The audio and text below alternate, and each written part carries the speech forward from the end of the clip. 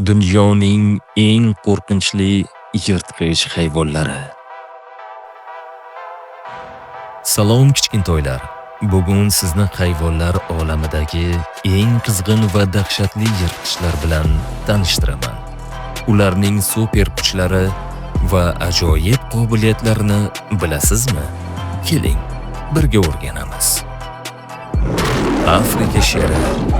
Afrika sherining qo'l zarblari shunchalik kuchliki, hattoki raqiblarni bir zarba bilan ham qulata oladilar. Sherlar bir ovqat yeyishda 30 kilogramgacha go'sht yeyishlari mumkin. Bu 120 ta gamburgerga teng. Urg'och sherlar 90% ovni o'zlari qiladi. Erkaklar faqat qirolichani himoya qiladilar. Yo'lbarslar bir sakrashda 6 metrgacha sakraydilar. Bu ikkita mashinani uzunligicha. Har bir yo'lbarsning chiziqlari barmoq izi kabi noyob. Ikkalasi bir xil bo'lmaydi. Suvni yaxshi ko'radilar va soatlab suzishlari mumkin.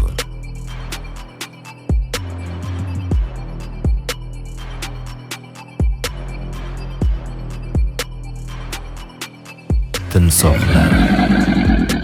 Tishlarining bosimi 2000 kilogramgacha. Bu bir mashinani ezish bilan teng. Timsohlar 65 million yildan beri yerda yashab keladilar. Ular hattoki dinozavrlarni ham ko'rgan.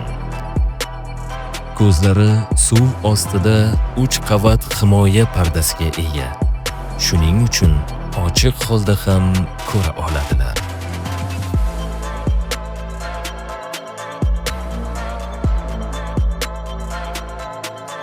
Qutb ayig'i bir qo'l zarbasi bilan morsning boshini maydalashi mumkin.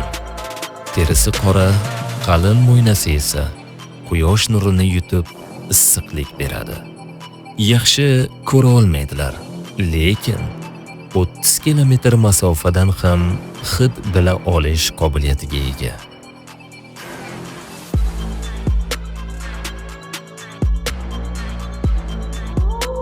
Bo'rilar bir kechada 50 kilometrgacha yugurishi mumkin. Bu Toshkentdan to Chirchiqqacha.